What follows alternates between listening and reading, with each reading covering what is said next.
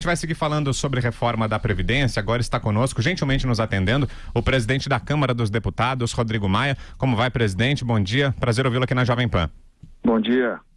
Ô, presidente, no final de semana, o ex-presidente Fernando Henrique Cardoso escreveu no Twitter o seguinte: a troca de mensagens da Lava Jato continua. Idem a de cadeiras no governo. A troca de cadeiras no governo. Por enquanto, sem relação. Segue o FHC. Está difícil acertar o rumo. Sem partidos e sem governo, a opinião se gruda na esperança. Maia brilha na escuridão celeste. Melhor a chama da democracia que ilusão do grande chefe. Essa foi a postagem feita pelo ex-presidente Fernando Henrique Cardoso. Como é que o senhor recebeu esse elogio do FHC? Olha, claro que um elogio do presidente Fernando Henrique a gente recebe sempre com, claro, muita honra, né? Muito feliz, e mais um motivo para que a gente continue focado no objetivo de recuperar, né, a credibilidade da Câmara, a confiança, a proximidade da Câmara com a sociedade, com uma agenda que de fato venha ajudar ao Brasil a reorganizar o Estado brasileiro, para que a gente possa voltar a gerar empregos, a reduzir a pobreza, a desigualdade nesse país. Vera. Presidente, bom dia. No fim da semana passada, diante das críticas do ministro Paulo Guedes ao relatório do Samuel Moreira, o senhor disse que o governo é uma usina de crises. E no próprio fim de semana veio uma nova com a demissão do Joaquim Levy, que o senhor também comentou hoje, disse que considerou ali muito imprópria a maneira como o presidente praticamente o demitiu num quebra-queixo.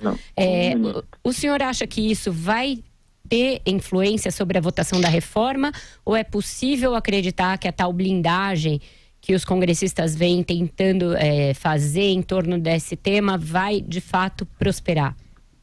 Olha, eu não me referi ao presidente, me referi ao ministro, porque não foi o presidente que convidou o Joaquim Levy para ser presidente do BNDES. Então a minha crítica foi a forma como o ministro entregou a cabeça de um aliado seu, de um nomeado seu. Então, resumindo isso, mas nós vamos continuar com a nossa agenda. Esse relatório do Samuel Moreira é da Câmara dos Deputados, foi construído através de uma capacidade muito grande dele de diálogo, de ouvir deputados e deputadas, a sociedade. Então, de fato, é um relatório da Câmara, né, que está sendo construído pela Câmara.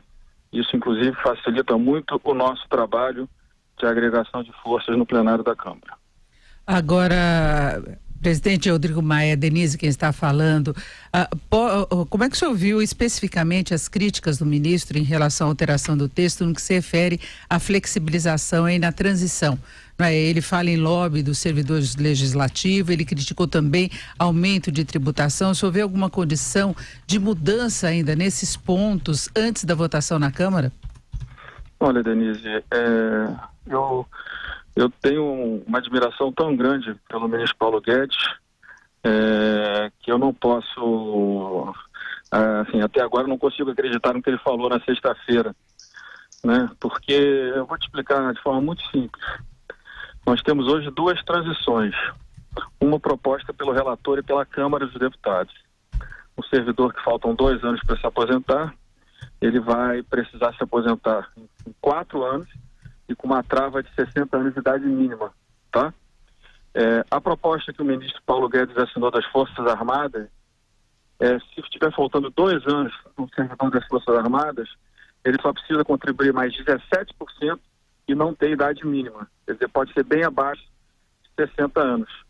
Então, eu quero saber qual Paulo Guedes que prevalece, o durão com o relatório da Câmara ou o flexível com o relatório que o presidente Bolsonaro fez ele assinar e encaminhou à Câmara dos Deputados do projeto de lei das Forças Armadas. Né? Então, eu acho que o diálogo é o melhor caminho, o diálogo foi feito e o relatório é da Câmara, sim.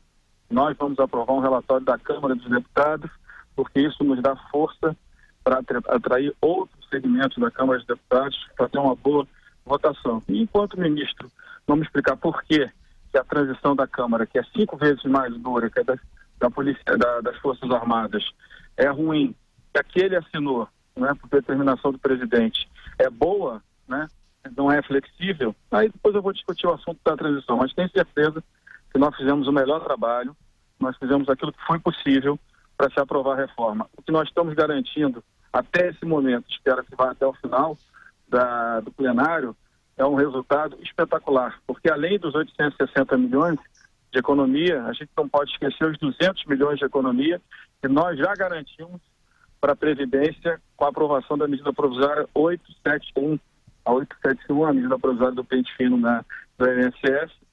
O valor correto, ontem foi me confirmado pelo secretário Rogério Marinho, é de 200 bilhões mais de economia. Então, se tudo der certo, na linha que nós estamos trabalhando, nós teremos 1 trilhão e 50 bilhões de economia. E ainda vamos continuar trabalhando a possibilidade de recuperar o texto dos governadores. Para isso, amanhã eu tenho uma reunião em Fortaleza com alguns governadores e vamos trabalhar até o dia 26 ou até o dia 3 ou 4 de julho para que a gente possa recuperar o texto. A parte dos governadores, aí seria assim uma reforma espetacular que a Câmara teria feito com a inclusão dos governadores.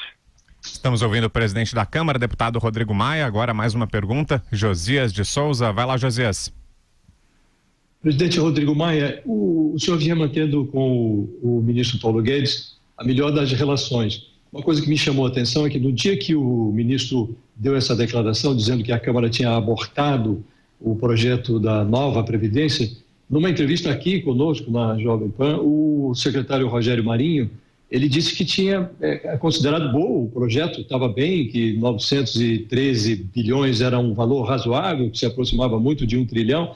Depois veio o ministro e deu essa declaração. O senhor conversou com o ministro depois disso? Foi procurado? Por que acha que houve esse tensionamento? Olha, Josias, eu não sei. Eu, de fato, já dei o exemplo da transição que ele propôs ao parlamento das Forças Armadas, o que vai garantir uma economia mínima de 1 bilhão por ano nos próximos 10 anos em relação às Forças Armadas. Eu não estou dizendo que eu estou contra o projeto das Forças Armadas, mas se ele tivesse feito uma transição igual a que a gente fez na Câmara, certamente a economia no projeto das Forças Armadas poderia ser 3, 4 vezes maior. Então, quer dizer, é muito fácil criticar o que os outros fazem e não olhar para o próprio umbigo para ver os erros que comete. E essa questão da transição das Forças Armadas, em relação a criticar a nossa transição, é um erro que o ministro comete. Então eu fiquei muito decepcionado com ele. Eu aprendi, Josias, quando eu tinha uns 20 anos, com um amigo meu, que ele me disse uma vez que eu estava incomodado com o assunto, ele me disse: nunca faça pelos outros esperando retorno. Né?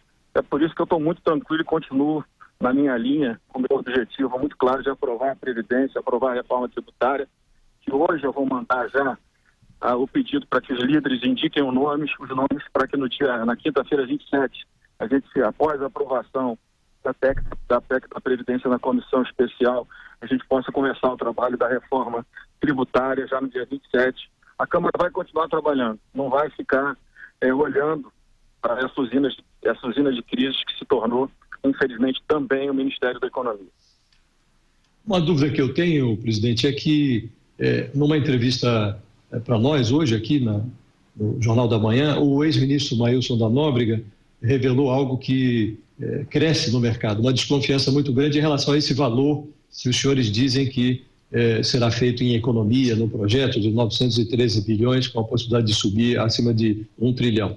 Pela estimativa do ex-ministro Mailson da Nóbrega, a economia giraria, de acordo com o projeto da Câmara, ao redor de 750 bilhões de reais e não 913 bilhões. Eu lhe pergunto por que esse número da Câmara inspira desconfiança, se ele é confiável. Em segundo lugar, eu queria saber quais são os governadores com os quais o senhor se reunirá amanhã. Olha, as contas do relatório são feitas todas pela equipe do secretário Rogério Marinho. Eu estou trabalhando com um número de economia de 860 bilhões. Um pouquinho mais, talvez os números do abono salarial de economia sejam um valor um pouco maior. Né? Então, os números são feitos pela equipe do Ministério, pelo Bianco, pessoas que conhecem muito e tem todos os bancos de dados. Você sabe que projetar conta de previdência, ela não é simples. Você precisa ter todos os bancos de dados e poucas pessoas no Brasil têm esse banco de dados. Né? Então, eu tenho muita convicção que, como o governo tem o banco de dados, é quem tem as melhores informações, que a equipe do Rogério Marinho, que é muito boa, muito qualificada, né? Ela não vai estar errando o número da Previdência, né? Então, acho o senhor falou 860, não 913, é isso? É 913 porque no 913 você está incorporando o aumento do imposto. Eu estou trabalhando com a parte da economia, com a parte que, de fato, vai ter de economia no gasto previdenciário. E se você somar os 200 bilhões, o ministro Maílson da Nóbrega esqueceu dos 200 bilhões da medida provisória 871, quando você reorganiza o sistema previdenciário da aposentadoria rural. Então, o regime geral, quase 2/3 do déficit previdenciário do... Vera. Presidente, mudando só um pouquinho de assunto, a gente discutiu mais cedo o impacto que essas revelações de diálogos da Lava Jato têm sobre o pacote anticrime que tramita na Câmara. Há algumas semanas tinha havido aí uma disposição de dar um impulsionamento a esse projeto, que ele saísse do grupo de trabalho e começasse a andar de uma maneira mais célere. O senhor vê alguma possibilidade de esse projeto ser votado ainda neste semestre em alguma instância da Câmara? É que eu não ouvi a pergunta. Qual projeto? Desculpa. Eu falava do projeto anticrime. Diante desse vazamento de informações da Lava Jato, muito se discute se esse projeto foi ferido de morte, se ele vai parar definitivamente na Câmara. Está andando no ritmo. O problema todo é que não dá para falar uma coisa e praticar outra. O governo, de forma efetiva, nunca tratou desse projeto, fora o ministro, né? Fora os discursos. Porque se o governo tivesse interesse nesse projeto, tinha encaminhado o projeto com urgência constitucional. Aí fica fácil mandar o projeto sem urgência constitucional e falar que a prioridade é a Previdência e depois vir criticar o parlamento. Nós estamos com um grupo de trabalho que já está terminando o seu trabalho, agora nós vamos escolher um relator para o projeto no plenário, baseado no trabalho que foi feito na comissão, naquilo que a maioria do grupo pensa, não o que um pensa em relação ao tema, e vamos tentar aprovar a urgência. Agora, de fato, nas próximas 2 semanas a gente tem dificuldade de avançar com qualquer projeto do tamanho do projeto anticrime, porque isso significaria perder todas as condições de aprovar a Previdência ainda no primeiro semestre. Ok, agradeço aqui a participação do presidente da Câmara, deputado Rodrigo Maia. Obrigado mais uma vez, presidente. Bom início de semana, até uma próxima.